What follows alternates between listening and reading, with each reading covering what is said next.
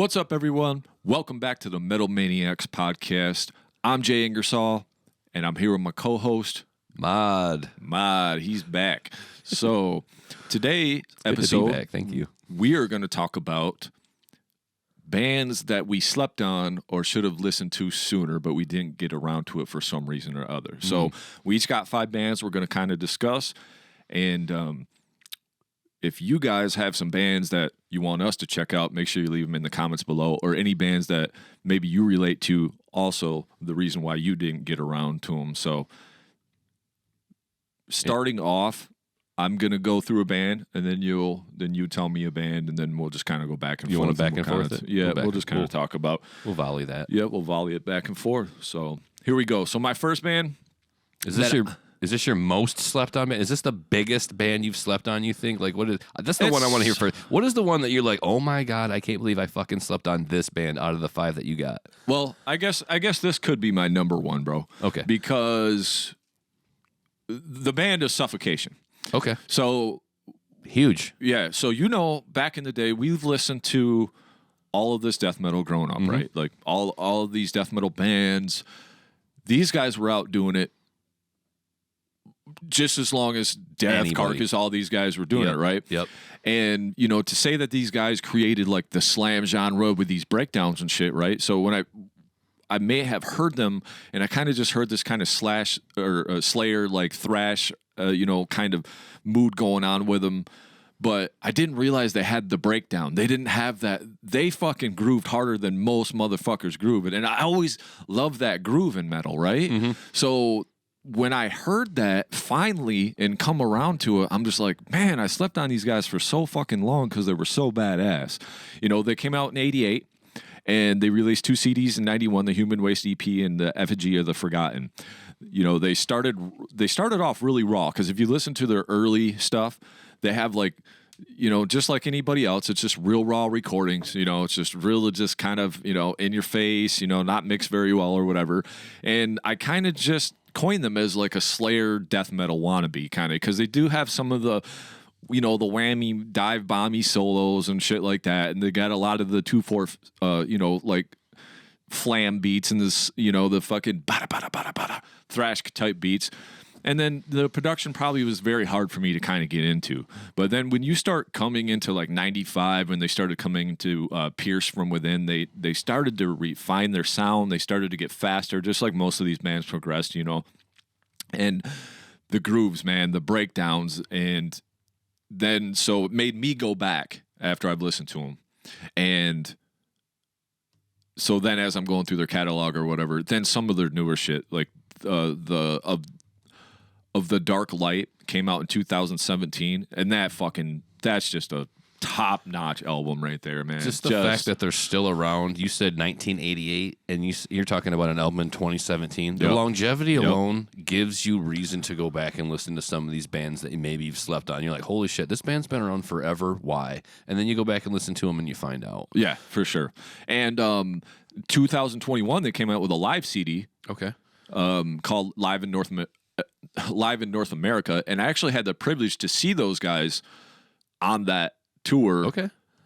They played with Belphegor, and they played at the Intersection. Okay. And that was another reason why when I seen them, dude, they were so fucking tight, and the drums, not one kick missed, and it's just constant, dude. And then they have they don't have necessarily djent, but they do have some very complicated kick patterns and shit that's going on with the triplets and the quadruplets and all that. And they're all locked up. Oh man, just locked in, and they were fucking great. So yeah, that's my number one band, Suffocation. Sorry for that, man. Don't hate me for sleeping on you guys for so long, but that's definitely my number one band, probably, that I should have listened to a long time ago, and just for some reason over the last 3-4 handful of years. And one more real quick side note. That was always a band that Eliminator liked too, right? Okay. So he was always kind of pushing, hey, you hear that new Suffocation? I kind of just, just one of those things, just kind of fell out of the periphery, right? So it was just, whatever. But yeah, so that's my number one band. What about you, brother? Oh man, I'm gonna hate saying this one because there's gonna be some death metal fans out there just with a big fucking how dare you, how fucking dare you with this. But honestly, and it might have been a vocal thing for me where I just couldn't get into the vocals, but Probably my biggest slept on band is Necrophagist.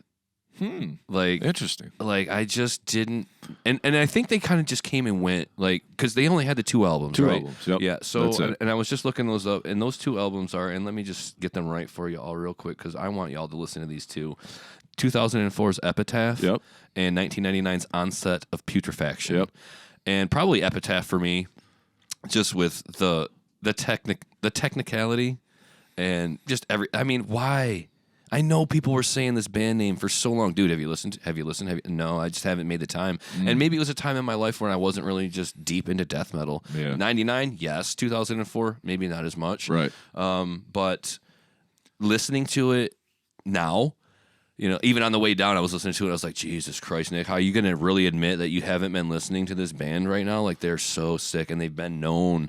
19 years since Epitaph, you know, I mean, it's been known. It's like, why are you sleeping on this band? I don't know. I think it was a bit of the Cookie Monster vocal for me. Oh, yeah. Their vocalist didn't really take it up a register ever, where I like to hear some of the higher register vocal screams. That just kind of resonates with me more. But I can entirely look past that now just for the sake of the riffs alone. I mean, just like the jaw dropping, oh my God, that's the heaviest fucking thing ever type. And the technicality too. Oh. And the musicianship. Yeah, So it's far beyond the technicality on that. Is just, and that should have been one of the bands actually mentioned, if not in our previous death metal episode, tech death metal, because them guys are the pinnacle of tech death metal. I was but you just do gonna know say- that the guitar player does sing too, right? Right, So that's right.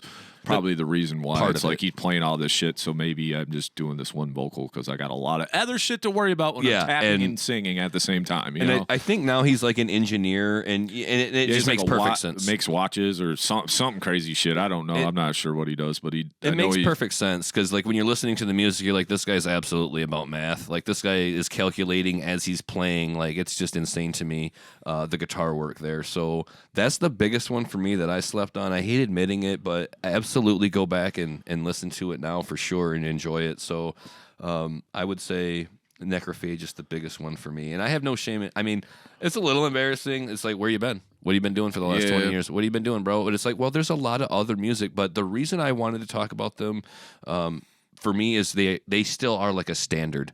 They are still relevant today. And we're talking, like I said, 19 years since the last album. But put it on. Tell me it's not like... Tell me it's not relevant right now. Right. Like, it absolutely is. Epitaph is still relevant. Like, so many bands, and I wanted to tie this in with one. I'm going to tie another band in real quick because Necrophagist is no more. You're not going to get any more. You can want all day long, but I don't think it's going to happen. Yeah. It really sounds like it's not. The band, their most recent album, I slept on it because I didn't receive the physical copy in the mail. I ordered it like I do most things. I like my collection. I like my discs. Yeah. And this is built on the fact that they had a 2020 EP that I loved, and I figured I would just go forward with them. I ordered the album. It never arrived. All right? So I kind of slept on it. And I went back, and I was like, whatever fucking happened to that album? And I realized I had the digital download. And the band is in Fury. And the album is Vile Genesis. Sweet fucking band, man. And I think for me, they kind of pick up that vibe from Necrophagist. Yeah. Like, there's just that same tenacity right there. So I want to say, in Fury, I love you guys. I accidentally slept on Vile Genesis just because I didn't receive my copy by mail. Not their fault. That's more an Amazon thing than anything else and a shipment thing. Obviously not the band's fault on that, but I didn't give that album its proper listen until much after the fact, and it's an amazing album. And I just want to say, if you like Necrophagist and you're not listening to Inferi, listen to them right now, tomorrow, whatever. Get to that ASAP. So Jay, who else you been sleeping on, Jay? Well, before I get into that, let me I wanted to look this up just so I'm not talking on my ass. Like so in Fury, they have what got me into them was John Roan. Same. And this album, The Revenant. Okay, 2018's Revenant. Yeah. So not only is that artwork sick as fuck, there's a song on there with Trevor from Black Dahlia Murder. Okay. And that was the first song I heard. And when I heard that, I was just like, oh my God, this is fucking amazing. Yeah. I mean, because there's like atmosphere going on. It's super tech, but I can see how this would kind of fall into that world of where, you know, the necrophagist, you know. The technicality is there. Like, and correct me if I'm wrong. I believe at one time, the guitar player that used to be in Necrophagist went on to be in Obscura or start Obscura or be involved with Obscura sometime, if I'm not mistaken. I'd have to look that up because I know I could be mistaken, but I feel like that, because you could almost create that parallel too, because how technical Obscura is too, and the guitar playing with the tapping and all that. Like, we might have to like kind of, you know, look that up, but. And I think they've gone through some major lineup changes too. So if that was the case, I would believe that member is no longer in the band. I think it's down to like an entirely new lineup there with that band. If I'm not mistaken, but Obscura, definitely a band. If you're a fan of either of the last two that we mentioned, check them out as well for sure. I agree. Okay, so my second most slept on band goes by Deeds of Flesh. Okay, so. Not familiar. Yeah, so you're not familiar. This is one of those bands where I seen Nate from Throne talking about them a lot online, and it was just one of those bands where one day I just picked it up and I was just like, well, what is he talking about, right? What's the big deal about these guys? So they're an American brutal death metal band from Los Osos, California, U.S. They were formed in 1993 by Jacoby Kingston, Eric Lindmark. Unfortunately, Eric died in 2018 from sclerosis. Ooh. And Joey Heeslit, and remained active until Lindmark died in 2018. So they were on Unique Leader Records, which has since become home to several other death metal bands from around the world. Deeds of Flesh have released 9 studio albums, starting with their EP in 96, Gradually Melted. Their most recent being Nucleus, which was released in 2020. So I saw some talk of this band a couple years ago, and that was from Nate. He always kind of posted it from Throne and stuff. And like, I hold them guys on the highest regard. Hopefully we can have them on the show. Throne, absolutely love that band. Yeah, and the speed and the technicality of this band kind of just instantly spoke to me, right? It just like instantly, like I was like, these guys been around for that long? And I didn't even really, they weren't, because you know how it goes. I mean, the whole point of this episode is just there's a lot of music, there's a lot of shit going on, there's a lot of things to consume, you know. So even on our own very little niche death metal genre, there's tons of bands out there that we have overlooked or missed for any reason, you know. There's some band from Wisconsin right now that's just fucking killers, and they're 18 years old, and we will never hear them, or maybe we will down the, you know what I mean. That's just kind of the way it is. So but yeah, this band right here, it's one that I would recommend you going to check out if you love death metal, if you love the genre. These guys they're technical, they got the groove, they got the speed, and to me they would be, if you want to put them in a subgenre, I would just put them more just in the brutal death metal kind of with a little bit of technical. But Crown of Souls was kind of the album that kind of started me out. Because sometimes I won't go all the way back to the first albums on some of these bands that I'll check out that I haven't checked out before, just because I understand the progression of things. Right. So I kind of want to get in the middle where it's like where they're at. Right. And then, because if you go to the newest album and then you work your way backwards, that's a tough one too, because the production gets worse. The songwriting's not as good. They may have changed members. So I kind of start in the middle sometimes just to kind of see like where they're at middle ways. Then I might jump back to the first, then back to the newest, just to kind of get a good gauge of everything. But yeah, Deeds of Flesh, that's one I would definitely check out if you guys haven't. Super badass band, really, really cool band. And yeah, so that was my number 2 band that I slept on for sure. I can honestly say I know next to nothing about that band. Don't even know if I've heard the band name before. No disrespect, guys. It's just something that I'm going to have to learn from in this episode today and go and listen to them. The brutal death metal genre isn't one that I fuck around with too much, but I'm not going to sit here and lie like I don't listen to it. I just talked about Inferi and Necrophagist. You know, like I listen to death metal. It's just sometimes I need a little bit more on it, a little bit more progression, a little bit more breath. You know, like I need to hear the orchestration of things. But if you're brutal death metal, it's not like I'm going to not listen to you. It's just I probably isn't on my radar as much, but because you brought it up and mentioned what you did, I'm gonna definitely check them out. They fit right in there with the aborted dying fetus type stuff. Yeah, and dying fetus shreds. Yeah, like and absolutely they shred. You know, so. But am I up? You are up. I'm up. My turn. So this is one we kind of talked about in the last episode, and I think it's a huge band. for various reasons, I slept on, and I tried this band out like along the way. People like say, "Hey, you got to listen to this band. What do you think of this?" And that band is Periphery. Okay. I absolutely slept on this band, and part of it was the vocals for me. Again, it didn't make sense to me, and I like clean vocals. I just felt like I didn't quite understand his vocals with this music. Fair assessment. That's the exact same thing. Yeah, I felt like it was a little bit too forced, maybe, but nonetheless, their newest album came out, and I started listening to that. Gent is not a genre. Okay. And just floored me. And I knew, I was like, okay, Periphery's out with something. This is like a really angry effort. And the songs that I've heard about half of this album. I don't own it yet. That's another story. I'll come into owning it at some point. But all of the songs that I've listened to off of Gent is not a genre just absolutely slap me in the face every single time. I love how they let the music breathe. This dude screams and sings. I think I just wasn't giving them enough of a shot in the first place, or their music just wasn't angry enough for me at the time. And I may or may not be an angry person depending on the day you encounter me. But for my musical tastes, I felt like originally they were just like a kind of a clean, polished band. Okay. And their music fit into metal categories, but to me, I felt like it was maybe too much studio production, maybe a little bit too polished and clean. You know what I mean? Makes sense. But when you get to songs like Wildfire, man, this dude is just screaming bloody murder in your face, and it's not like a death metal growl. You know, this is like a legit, forceful, emotive scream that this guy's pushing out. And there's the singing too, and all of the music spoke to me. You know, with regard to their new album, I probably let the whole album roll front to back a couple of times, just doing chores around the house, driving up and down the highway. But I'm going to say Periphery is a band that's been around for a while. I have slept on them, admittedly.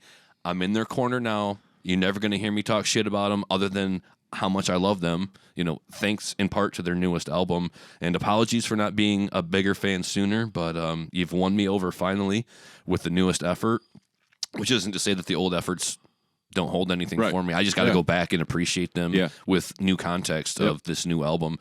I'd say it sounds like a super heavy, angry, gent metal, progressive metal album. They're not a death metal band by any stretch, but I would say that they hold the same kind of attitude and aggression in their music, especially on the newest album, that is worthy of death metal fans' attention. There's screams, there's singing, there's heavy fucking riffs, and there's a lot of production value. There's great guitar work there. So Periphery is the number 2 band for me that I've slept on, and I'd say go check them out if you haven't. The newest, even the one before that one, Hail Stan. Yeah, it's great. I fucking love that album. So yeah, those are their 2 most recent works, and I would say dive into those immediately. So for me, I'm right there with you. Band I slept on for a long time. I called them the Gent Linkin Park when I first heard them because I thought that's what they were. Sure. I mean, I get that. It's not fair to them, but unless you like Linkin Park, then you're immediately running out and going listening to them. That was just me being the elitist that I can be at sometimes, or could been, or didn't mean they sucked or anything.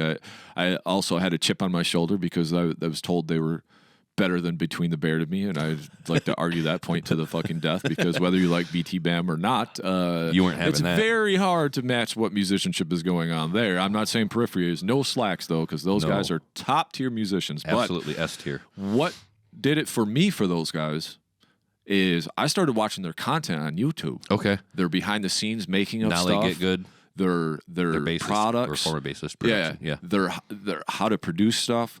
And then I started kind of liking the guys, right? So it was one of those things where now we're in this influencer age where you almost like the person. You like the person, you're going to check out their music. Yeah. Then I started fucking with their music, seeing how it was made, seeing what they went through to do everything, the amount and effort, and and they all just seem like cool, chill dudes. 3 guitar players, it's hard enough to juggle as it is. Right. Nolly's a fucking animal when it comes to bass, getting drum tones, playing guitar himself.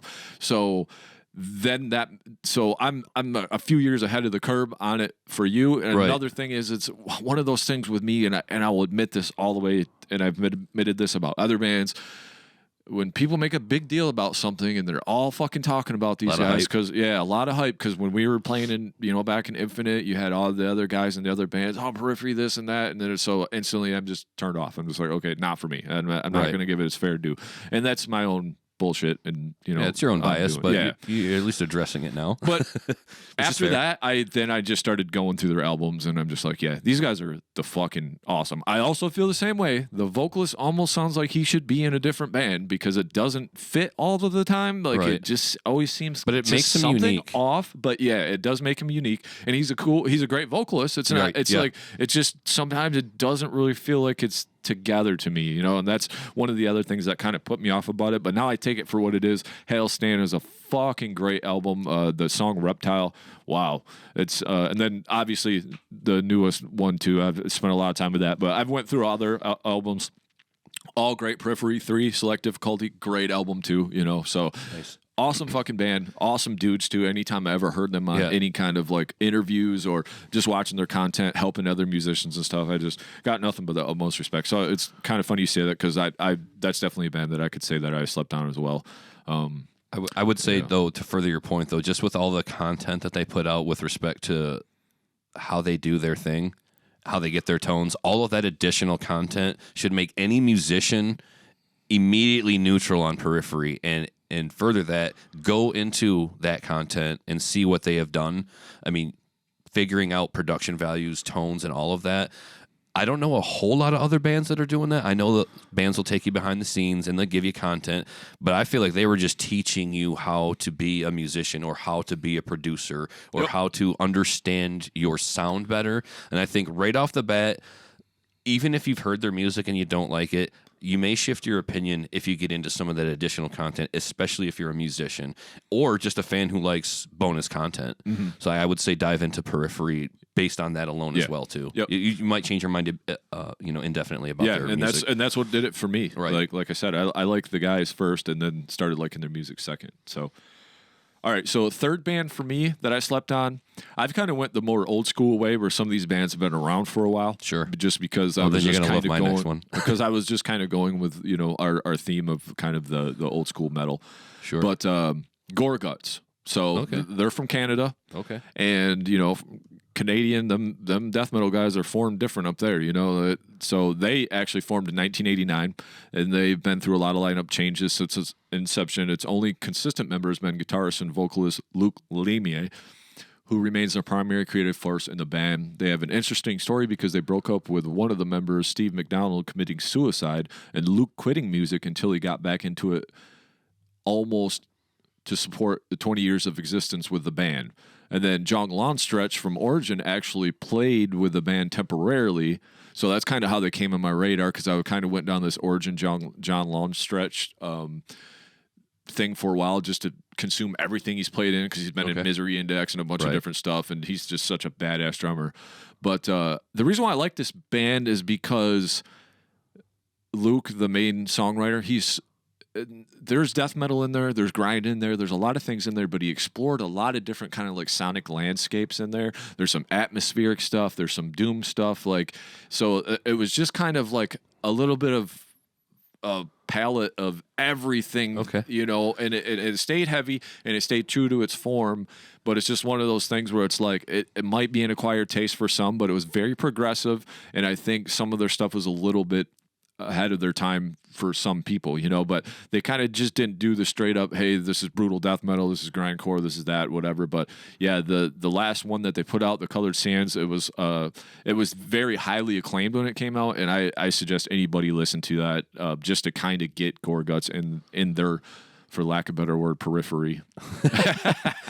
When I hear the name Gorguts, I immediately think like brutal death metal. Yep. It sounds like something, and I have not heard Gorguts. I've heard the band name. They've got some longevity to them. Mm-hmm. They've got a lot of, or at least they've been around long. I don't know how many albums they've got, but I know this band name, and I just associate it by the sound of it to brutal death metal. I would be happy to know that I'm wrong. And like I said, brutal death metal is something I listen to, but not a whole lot of. Like I fit it in and or that's a good song, whereas I don't listen to a 45-minute brutal death metal album. It's not really, I'm maybe better off making a mix of brutal death metal. Right. But if they're more than that, Like if there's more to it, there's experimental sounds and there's soundscapes and there's breathing that in the music where it's just not all in your face all the time, because I've done that and I don't need a whole lot of that, or I need that with something more.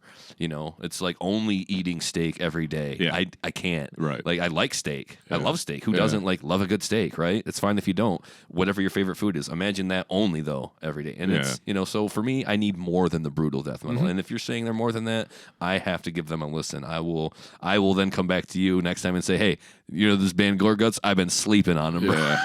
And that's kind of why too, because when I heard that, I kind of like, oh, just another one of those bands that are grind for 45 minutes and then just the fucking move the fridge vocals, because that's the new label on that. Right.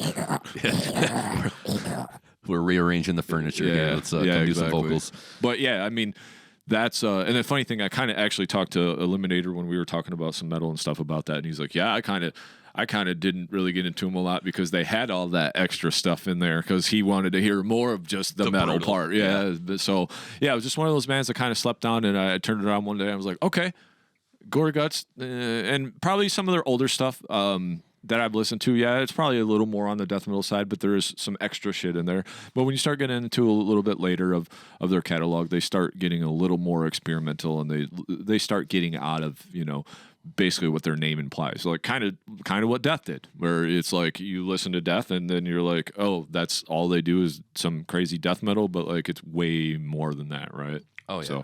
All right. So for me, now again, just like the first one I brought up with Necrophagist, this band, forever long in the tooth, from almost the inception of its style of music, I have known of this band and I've listened to many things.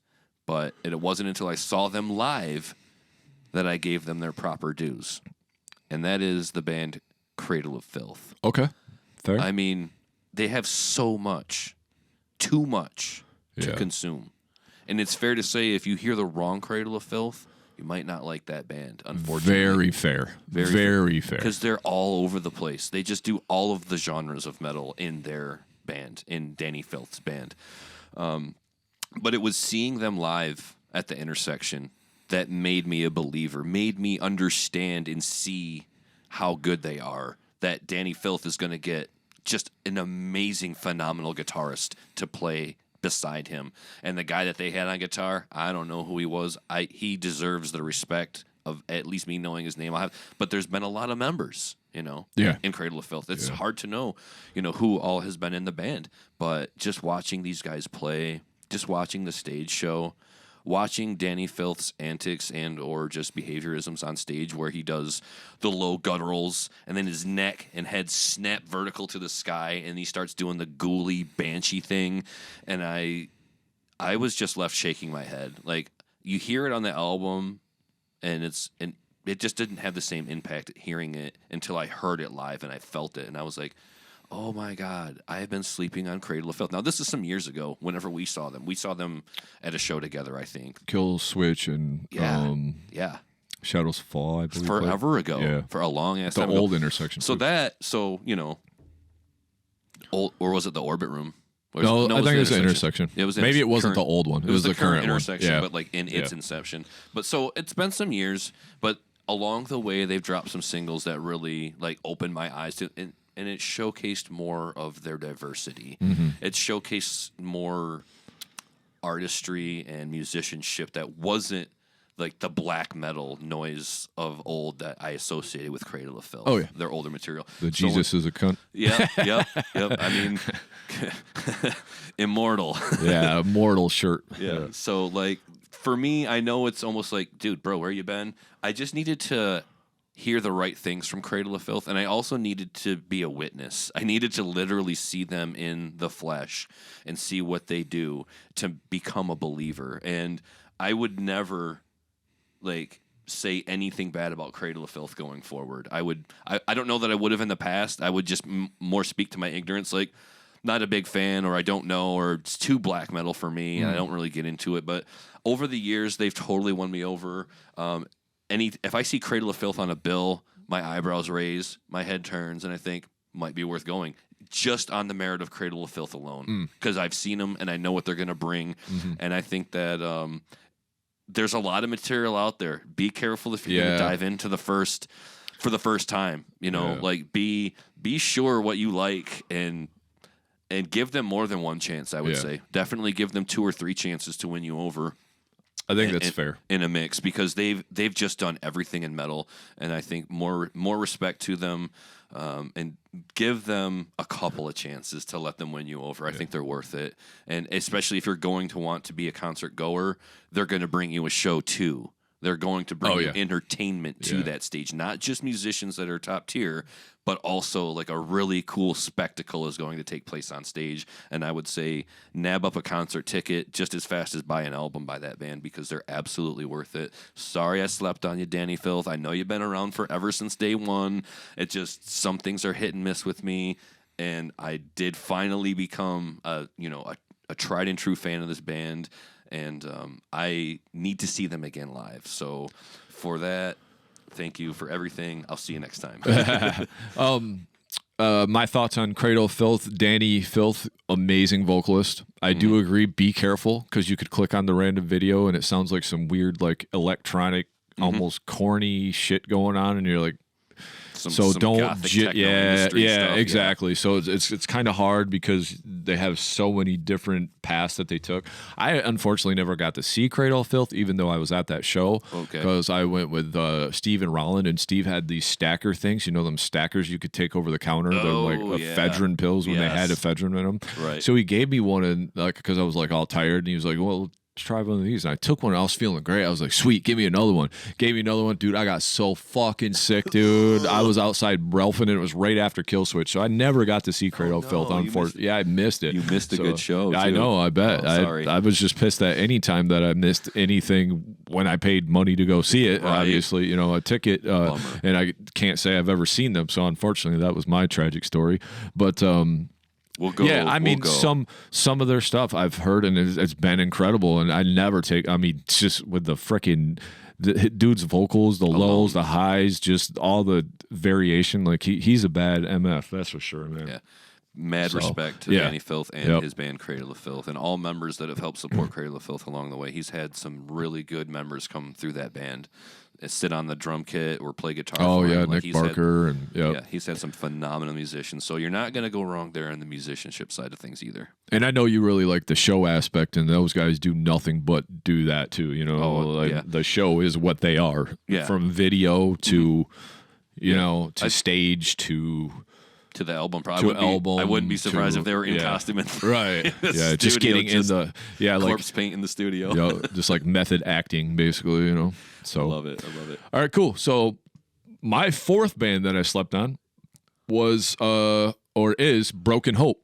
So Broken Hope, they founded in 1988, and they were known as an accomplished mid-pace style death metal with low vocals. So they're kind of more of the the groovy with the Cannibal Corpse type that. They're active roughly for 12 years, recorded 5 albums between 91 and 99. I mean, this band is an OG death metal band, and they got nice hooks, they got nice grooves, and it was just one of those bands that I kind of stumbled across, and I was just like, I never really heard these guys before. And then when I actually put them on, I was like, okay, I was sleeping on these guys because these guys were good. These guys scratch my death metal itch, if you will. Like they get the job done. Some of their stuff isn't necessarily the most technical or the best or well produced albums that you've ever heard, but if you want to take it for what it was, it's definitely a band that I will turn on when I'm looking for that something else besides the run of the mill death metal. I did put a note on here. I said, oddly enough, just another band member that committed suicide. Tragic. Yeah, I know. And Joel Pietsek in 2010, their singer at 37. He committed suicide, and then their former drummer had a heart attack and died at 42. So that's not great news since we're both 42. But I'm going to say maybe Joe Tasek. Maybe that P is silent. Okay, that's a good one. I'm just guessing. No, you're my translator on this podcast. We've come to find out. So that's why I got you here. Here to help. Glad to co-host. And but yeah, they started with Swamped and Gore in 1991, and their last effort was Mutilated and Assimilated in 2017. So they've been around for a while, but cool band to check out if you just want that fucking mid-paced groovy death metal style with them low vocals and just something to kind of bob your head to, fucking swampy, fucking, you know. Get some moshing in, you know, whatever. But yeah, just a band that was one of those I've heard about a million times, read it about in this magazine a million times, right? Seen their logo, seen their albums, but just one of those things I just never took it for a spin, never picked up a record. I mean, say what you will about the streaming age, but it's now nice that we can just type something in and listen to it if we want to, instead of having to just try to go buy the album and waste the $17 because the artwork looks cool, you know? So it's kind of one of those things. It's a double-edged sword, right? You know, but that's how we're able to even have this entire conversation of bands that we slept on. Really, like, 'cause back in the day, you weren't going to drop a 20 on an unknown album, right? Even though we did from time to time, you learn better than to do that over time. Yeah. And then when you start getting into bands that are really long in the tooth, they've been around forever, it's hard to know where to go. Like, what album do I want to buy? Where do I want to start? Well, now I don't think about that. I just stream it. Yeah. And then if I really like it, which is what we're going to talk about with the band that I'm about to talk about, I'll go back and buy several albums, which is what I did. Yeah, unless you had any, I don't want to cut you off of the boat. No, go ahead. That's a good segue. But I was feeling that segue. And that band for me, the next band that I slept on was Testament, bro. Okay. Like, I know Fair. they're a very huge name. Where you been, mod? And it's just, for me, it's just a matter of getting the wrong introduction again. And for me, that introduction was low. And that just didn't do it for me at all. That was an immediate bullet to dodge for me. I didn't like that album. I didn't like anything about I didn't understand them. And that was probably like the worst introduction to Testament. It has to be. I'm sorry, Testament. I'm sure you feel the same about it too. Yeah. Like, and given your whole catalog, like, I'm sure you guys feel somewhat like a little bit the same about it. But when I just finally started making some time for Testament, part of that had to do with Steve DiGiorgio. Oh, okay. So, you know, once you have a branch that leads to death, I'm gonna like listen to you. I'm gonna give you a little bit more of my time and attention. And they stand on their own merit without Steve DiGiorgio's help, you know, or Dave Lombardo's help. Like, the work of Chuck Billy and Alex Skolnick, and Eric Peterson, like, those guys are phenomenal at what they do. And just the fact that I was introduced to them incorrectly or what have you is a shame, because I'd later go back and discover something like 2008's The Formation of Damnation. Why that album particularly? It's because that's when Chuck Billy came back from beating cancer. And there's nothing more powerful to me than an individual who has like faced their own mortality down and said, I still want to do the art that I was doing before my life was almost, you know, lost to cancer, if you will. So I think for Chuck Billy to come back and put out not just an album, but probably one of the most career-defining elements so late in the game. I mean, formed in 1983, it says, well, under a different band name, but going back to 83, 2008, you beat cancer and you drop The Formation of Damnation. That album slams front to back, bro. And I'm so guilty of sleeping on Testament. I went back, and I think I had not the Brotherhood of the Snake. Maybe I did have that one. But I went back, The Gathering. The Gathering. That's the one that kind of put me back on their radar, because I knew Steve was playing in the band at that time, and that was one that I cranked a lot. I think the Brotherhood of the Snake also features Steve DiGiorgio on it. Is he the current bassist also? He must be from like 1999. I'm assuming that he must played in a bunch of stuff, because that's where he was first introduced. I know for sure. He was in and out of the band. He was not on 2008's Formation of Damnation. I can tell you that. Because you got, obviously he was doing his thing in Sadus, and then he was doing, he did some of the Death to All. Yeah, he was doing some of that. Yep. So he's done a lot of things, but I went back and discovered some Testament, and again, another one of those bands. I never badmouthed them. I mean, again, low, not their best work. Probably a bad introduction to the band, and they may agree.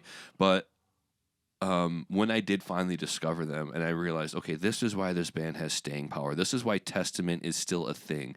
And also, I wanted to say about this band, you go back far enough in their catalog, they feel like some of the original innovators of death metal. Like, they do have some of that guttural vocal style that Chuck Billy brings. He brings a lot of vocal style, but I feel like while not a death metal band, outright early on, what they were doing with his vocal style really helped lend support to that genre of music getting the ball rolling and really solidifying that it's a serious style of music, because Testament's a serious metal band. There's no joking around there. Yeah, their discography is freaking huge, man. They're impressive.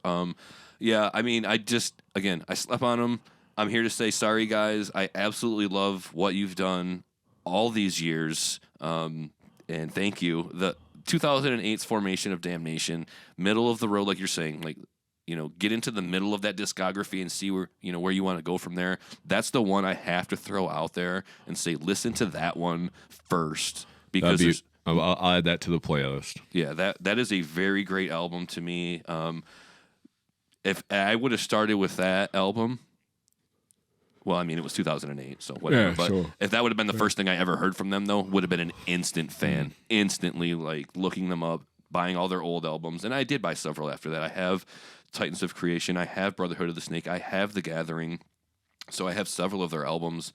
And I definitely say, listen to some Testament. I know they've been around forever. Don't let them, like, get swept under the carpet or because, you know, they're another 80s thrash metal band. No, still legit, still putting out relative music that I think people need to listen to.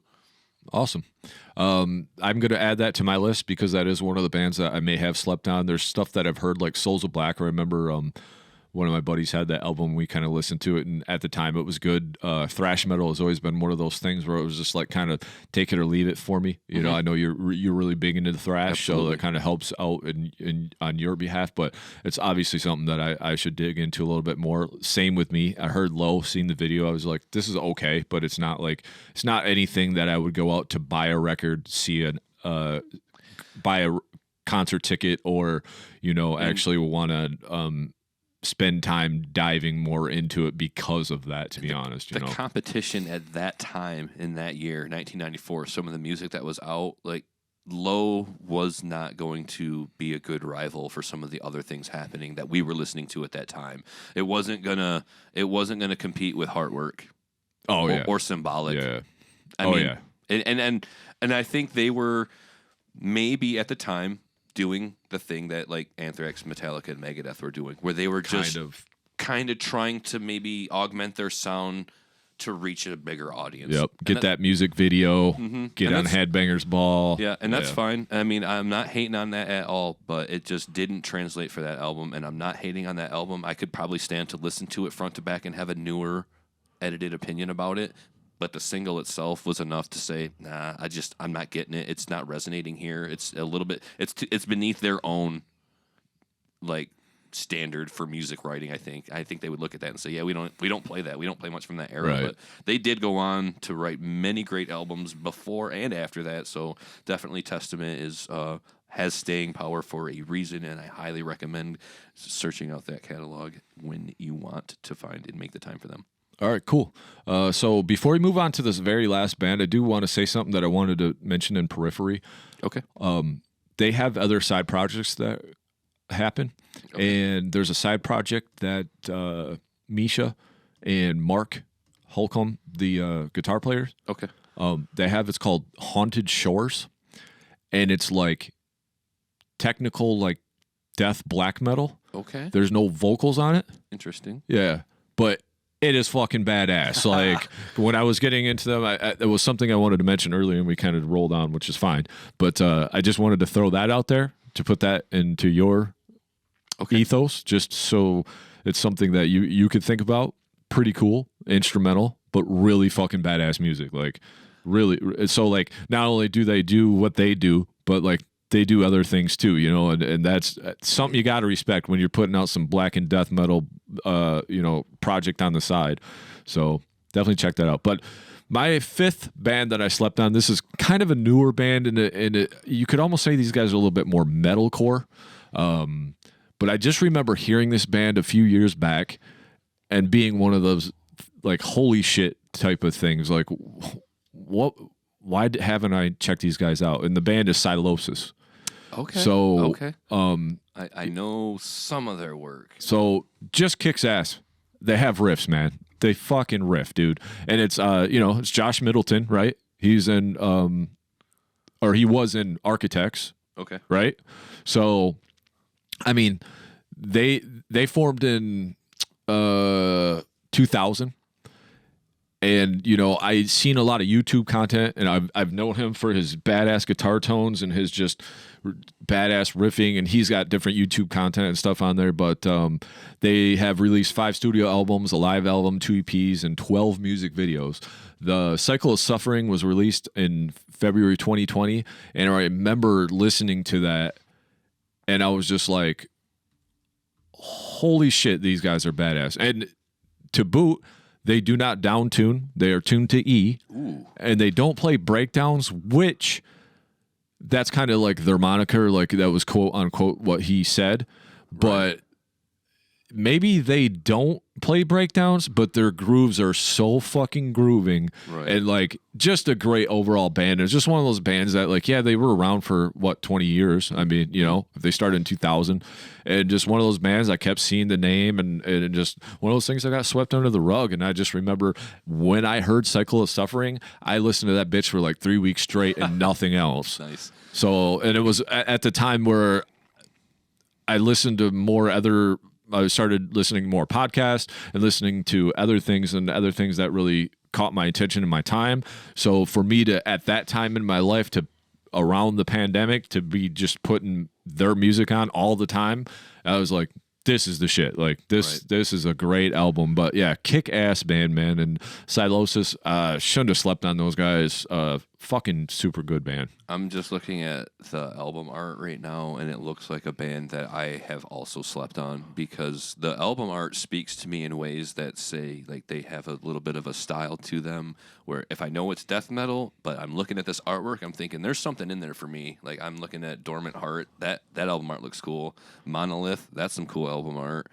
Cycle of Suffering also, like I'm getting a feel of artistic integrity here, like, which isn't to say that other artwork lacks integrity or whatever. I'm just saying, like, it calls to mind, it speaks to me in ways that I would say I'm just curious enough to nowadays stream it, YouTube it. Yeah. Maybe back in the day I'd have thrown a 20 down just to hear it, just to find out, looking at it now. And again, a band I know little to nothing about, probably have heard some of their material. I'm thinking I have. Yeah, because I remember I had a little get-together out here, and I had my little speaker out there, and I was jamming it. You were here. Adam was here, because I was showing it to both of you guys, and you both of you guys were like really into it. You're like, oh, this is fucking badass, because of the grooves and the riffing and stuff. So it's like definitely something I would suggest to you, and obviously anybody else, to dive into that band a little bit more, man, because me sleeping on them, unforgivable. Unforgivable. No, it definitely looks like something, and it sounds like something based on the description that I have also slept on, and I'm going to immediately add to the lengthy playlist that I have going that you have sent me. Oh, I'll have one now too after those ones you showed me, because I'm gonna make a playlist of that shit before you leave. So all right, I will check these guys out. I know some of their material. I'm excited about them. I have a feeling you're not going to be as excited about my last slept on band, but it's that's fine. That's fine.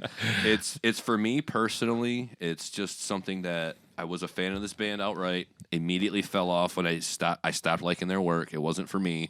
And then just by chance, and I hated their work along the way for a while, and I kind of was a hater of this band for a minute, because they started out as something I liked. Then they went to something that was a little bit more mainstream, a little bit more popularity. Now there's all this hype. Now they're not my back pocket band, and I'm a gatekeeper, and I don't want to fucking like them because everybody else likes them. Yeah. So I hated on them for years. And then in 2016, they dropped a gem. One of the most beautiful and perfect albums I've ever personally listened to. And I hold it in such high regard. Now, I have a newer album yet. I have to give that a fair shake. I like what I've heard, but I haven't sat down to like purchase or own it. And that band for me is Avenged Sevenfold. Okay. That's fair.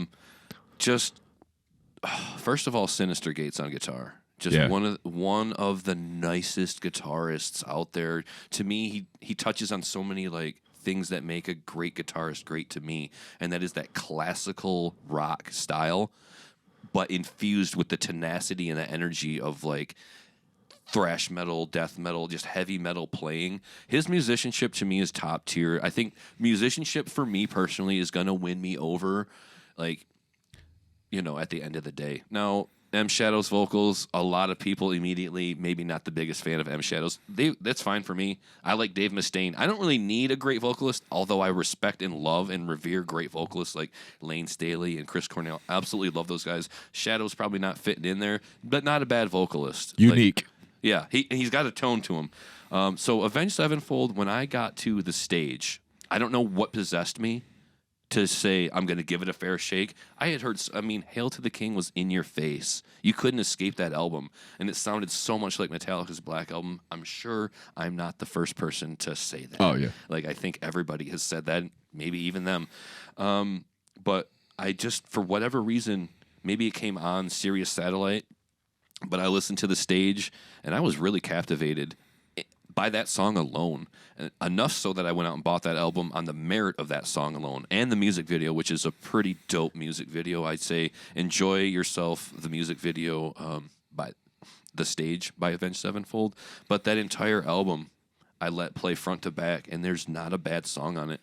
And I know it's a band that's maybe divisive to some people because of their catalog. It's divisive myself. I'm not a big fan of Backcountry, but they were peaking in popularity with that album, and that's about the time that I jumped off. And now a lot of their fans might say, well, I don't like The Stage because it's not, Awaken the Fallen, or, it's not Backcountry. And okay, but it is, to me, a gem of an album. It is a progressive heavy metal album. It touches on hard rock, but it also goes to like thrash metal, if you will. And there's some screams. There's some cool orchestration on it. It's a little bit older now, 7 years, and they do have a new album out. Yeah, just came out. I heard a lot of mixed reviews about it because there is a lot of like program stuff and different elements to it. I heard. Yeah, I think it's divisive, but when your band is willing to do something different, and you're so big that you don't have to be confined into one genre, that alone should tell you something. Like, there's something there for everybody.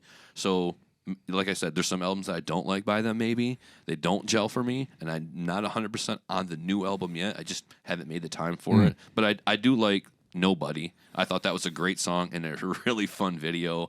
I think if you take the 7-8 minutes to watch the video for Nobody, that alone is worth it. Like that, I don't think anybody will watch that video and be like, oh, that was a waste of my time. Like, you don't have to like that song, but that video is so cool. Like, to me, I would say watch it. But Avenged Sevenfold, a band that I've known about, again, like Testament, like Cradle of Filth, known about them for years, heard their music, but one day it finally clicked. They did something for me that I was like, oh, that's for me. Like, that's a really serious, almost borderline pretentious type album. Like, and that's where it works for me. That's the bullseye for me. You take your art so seriously. The musicianship is top tier.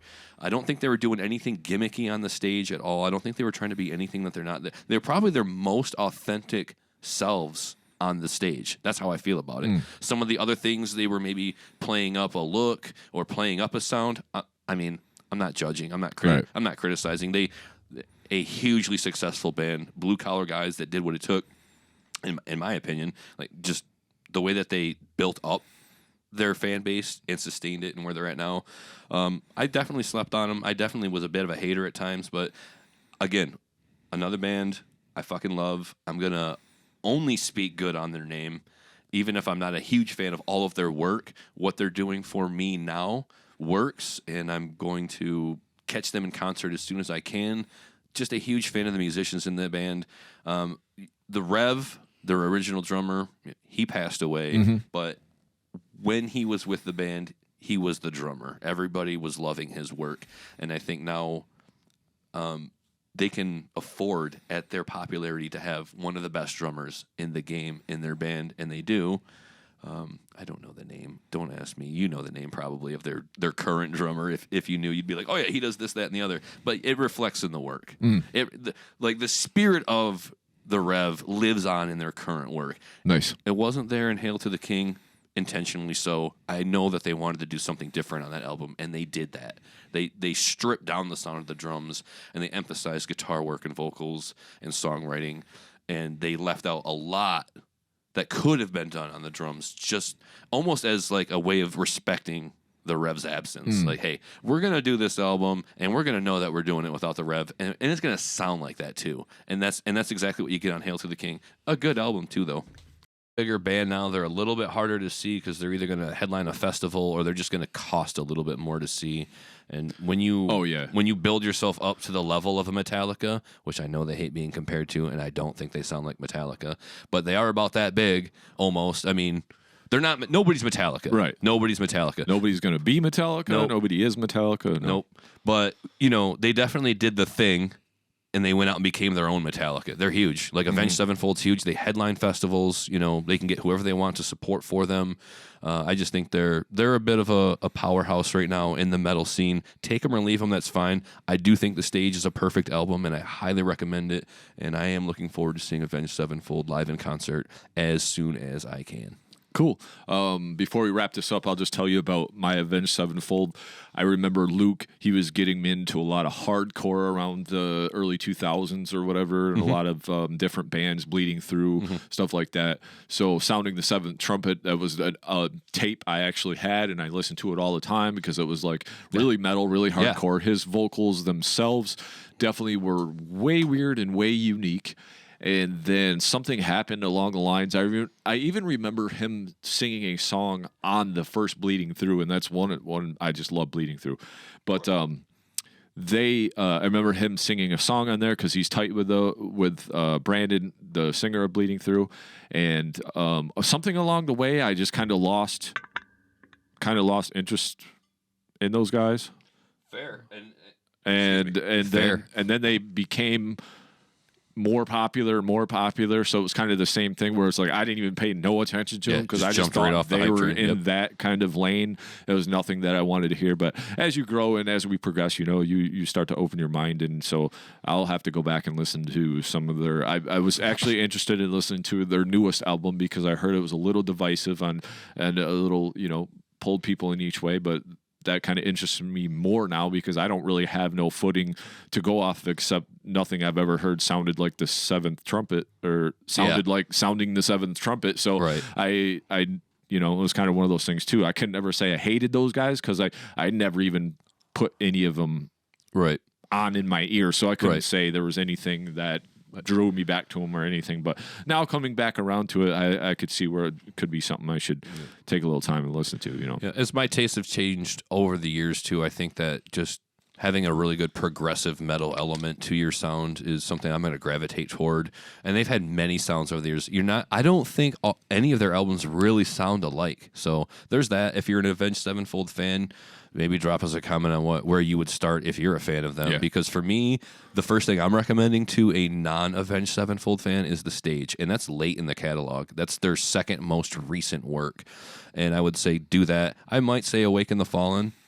Am I pronouncing it right? Waking the Fallen. Waking the Fallen. Yeah. I'm sorry, guys. I'm a shit fan. No, I am terrible about titles and names and members these anymore. It used to be like I was a stat sheet, and nowadays there's just too much. Yeah. But thank you for clearing me up on that. That's another one I would go to, and I think that's the Rev's last work with the band. So definitely one of their pinnacle works too. I would say either one of those albums would be a great starting point for that band. All right, before we wrap this up, I just want to say I think it's one of those things like, have you seen the Jared Dines things where he goes to the concert and he asks the people with the T-shirt and he's like, name 3 songs by that band or whatever. It's dude, I have so many shirts and like I probably couldn't because I consume albums and I don't remember. Even now in streaming, it's a lot less likely you're going to be staring at the lyric sheet, reading all the lyrics, reading all the song titles. Like if maybe Death or Carcass or some band at the gate, something that I've really dove into 100+ times, like I could do that. But some of my favorite bands I probably couldn't name. I could name you albums. I could name, song number 3 is badass or whatever, but I listen to albums front to back and I take it for what it is, But if you ask me to name 3 songs by more than probably 10 bands and a lot of bands that I do own shirts of, I probably couldn't. Sorry, but it's just I don't know it like that either. So I totally understand where you're coming from because it's a different day and age. We're not sitting there reading those lyric books. We're not sitting there consuming that. We're listening to it in the background or we're consuming the album, but we still don't have the song titles and all that right in our face because it's just something we were listening to and maybe doing something else. I mean, where do people listen to music? I'll tell you, in their car and in the shower. At work. Working out. Yep. And you're busy. Yeah. Music is almost secondary to anything that you're doing in your life anymore. Nobody sits down and listens to music for the sake of it almost. And it's a shame, but it is what it is, and that's where we're at. Now, that's not to say people don't listen to music. Right. I'm not saying that. People go to the club for the music. People go to the concert for the music, but we don't prioritize it like we used to. It's not like the family sits down and enjoys the album and you put the needle on the vinyl. Yeah. We don't do it like that anymore, and you're right. I cannot name song titles like I used to. Some yes, some no. Depends on how long it's been around, but that's not where we're at anymore. And it's not fair to put people on the spot like that. If you're such a fan, then name 3 songs. Right. No, don't do it. I'm wearing the shirt. I don't even have to be a fan. I already lined their pockets with money for buying the shirt. Yeah, exactly. So what do you care? I'm supporting in that way already. Yeah, so I'm already supporting them. So I don't have to know trivia or trivial facts about any of these bands whatsoever. It's not fair to people. And I don't even care if you're wearing a shirt and you don't listen to that band. Like, good taste. Yeah. Like, it's a conversation starter. It's money for them, like you said. Either way, you're supporting them somehow. And you're supporting something that I like, so I'm cool with it. And if you've never heard of them and you're wearing them on your shirt, I don't care. I'd say maybe listen to them just so you'd have a bit more to offer in that conversation that you're inviting, which all metal shirts are a conversation, by the way. I'm just going to say that if you're wearing a metal shirt, you are wearing a conversational subject piece on your body. You're inviting the conversation. If you're not, I would say go back to wearing nondescript T-shirts. If you don't want to talk to people, maybe don't wear a metal shirt out in public. I'm wearing my Shadow of Intent shirt today, and that invites conversations about Shadow of Intent and bands of the like. Yep. It's 100% as is. It's advertised. I'm a fan of metal, and we may now converse about metal. Perfect stranger guy. I have literally gone to a gas pump next to mine because dude was wearing the same Sign of the Swarms hoodie as me. I walked over. I was like, dude, we're wearing the same fucking hoodie. I said, we just went to the same concert, didn't we? He's like, yeah, we did. And I just literally had a 5-minute conversation with a perfect stranger. Why? Because we're both wearing the same fucking hoodie. Got something in common, and you both like that. And I can't tell you the name of one of their songs, but I wear the hoodie because they killed it on stage, and I was an immediate fan of what they do. So, don't challenge other people based on what they're wearing. Just let other people enjoy things. If they only like the art on the shirt, so be it. Right, yeah. If I saw somebody wearing an Infinite Design shirt around town and they had no idea who I was, that would be fine. Yeah. Good taste in shirts, bro. Yeah, exactly. Well, where'd you get that? Cool. Hopefully you got it from us, but whatever. I don't care if someone gave it to you. Love it. Yeah. That's quick story, and we'll wrap this up. I was walking to the art fair with the fam a couple weeks ago or whatever, and I seen this dude walking toward us, had a Cannibal Corpse shirt on, and I didn't have like any kind of metal on. I just had like a regular t-shirt on or whatever. I think I had like a white t-shirt because it was like hot outside, and I was just like, badass shirt, dude. And he probably didn't expect me, the dude just walking with a fam, to like point out his Cannibal Corpse shirt. But it's just like one of those things where I was like, badass shirt, dude. And he was like, oh, thanks, man. Yeah. I can't help myself either. I don't care how people interpret me. If you're wearing a metal shirt and I dig it, I'm going to tell you, like, dude, bro, love that shirt. Love that band. Love that shirt. And I don't always wear the metal shirts. In fact, I kind of look for more opportunities not to. I have like 200 black shirts, bro. It's summer. Yeah. I should not be wearing black shirts at all for like 3 months straight. So I need more colorful metal shirts or just white t-shirts with metal on them. But I look for opportunities to not wear them. But man, I wear them because I have them and I love them. And they are always a conversation starter for me. So, and if you see me coming along and you're wearing a metal shirt and you don't want to talk to me, turn around and walk away or cover your shirt up, because I'll probably have an opinion. Say something or comment or whatever. But all right, well, with that being said, we got off on a little tangent there, but so leave us a comment below on the top 5 bands that you all slept on. Like, we want to know what bands that you guys think that you guys slept on. Leave us a comment below this YouTube video. And as always, if you want to share this video with a friend or share this podcast with a friend, give us 5 stars on Apple Podcast. If you enjoyed this, got anything out of this, learned about maybe a band you slept on that you wanted to check out, or if you got something out of this and it was one of those bands that you checked out because we said it and you liked it, we would love to know about that, because 100. We are going to do everything in our power to reply to every comment every message that we get, because we are just trying to build a metal community for ourselves of like-minded individuals that love metal and are metal maniacs themselves. And we're going to keep carrying the torch for extreme metal and conversations like this. So, got anything else, Nick? I love it. I'll be here next time. All right, buddy. So with that being said, thank you guys for listening. If you made it this far, you tuned in, whatever, like, share, subscribe, all that good shit. And keep it metal, my friends. Peace.